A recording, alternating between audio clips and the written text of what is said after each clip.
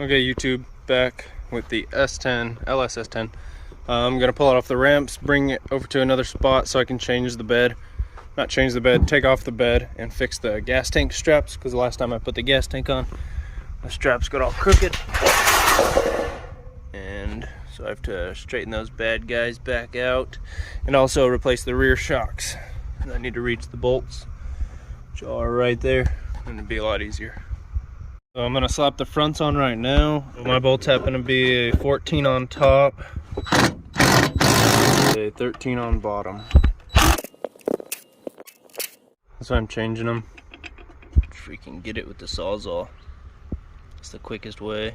There's the new ones in there. You just gotta slap the new bushings on.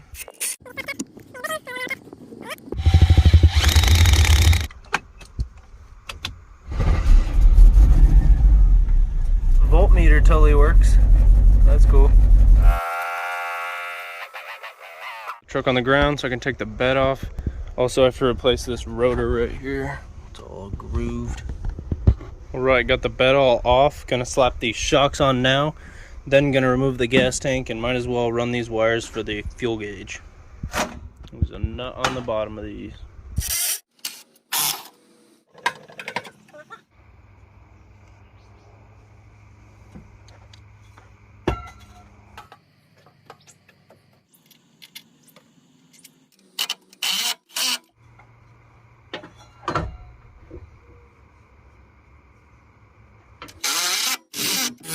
Okay, time to R&R this gas tank.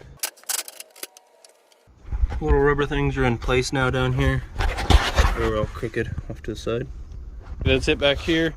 Got the fuel level wire ran, the fuel pump wire re-ran. Both grounds hooked together now. So now I'm just gonna stick the bed back on and bolt it down.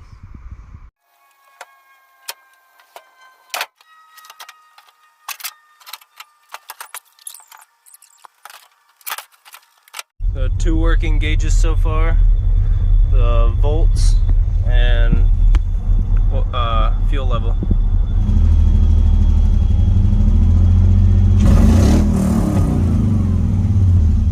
So just getting the motor up to temp, testing things out. Seems like the water crossover down there is leaking, you can hear it. A couple of parts for the S10. I've got a oil pressure sensor adapter. Here's a part number if you want it. Here's a water pressure or a temp sensor adapter.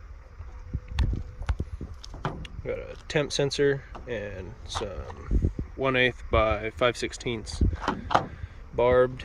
And this temp sensor I'm going to actually tap into the water pump. And this temp sensor thing is for fan controller. So my fans will kick on and off. I'm going to delete the toggles I got going on in there. Heater core bypass. And the steam tube for the water crossover underneath the intake right there. And the last thing, a belt. There's the old sensor and there's the new sensor. And they're both 27 millimeters. I also got a new radiator hose, so I'm gonna delete this junk. Okay, the sun is now up. Water pump is off. I'm about to drill it and tap it. Slap those fittings right there. There's the 2 holes zipped in it. Looks like I have good distance. I don't know if you can see inside the hole, but I have good distance from the cast down there till I hit anything. Or that's basically how those things are gonna go. The temp sensor and then the water crossover. Everything's back on. I got the water crossover thing going on right there. The rear got plugs. So the rear just got those plugs. On the front, got an actual crossover deal. And then this vent line will come around this water neck and wrap right into there. And then there's a temp sensor hooked up. Just slapping the alternator back on now. Okay, new radiator hose is on. It flexed pretty nicely for me. I just wired it to the core support right there. And I actually have enough hose left over that I could do the bottom one. So got that new belt on. Got the heater core bypass on. I got a fan controller. That way I don't have to turn the toggles on and off. I could just hook this fan controller up and let it go as it pleases. I'm just trying to figure out where it's got to go. Basically determined by how far I can put this. So I'm taking out the plug now, and then I'm gonna stick that bad guy in.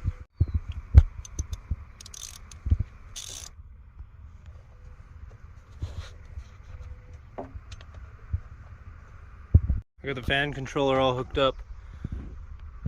And that down there, wired it all in. Comes over here, it goes to the fans, etc. And I hooked it to a toggle on instead of key on. Got to put the mass airflow back on with the intake, and then I'm going to start working on the hood. Okay, that is the end of that one. I'll see you guys again very soon. Like, share, subscribe. Thanks for watching.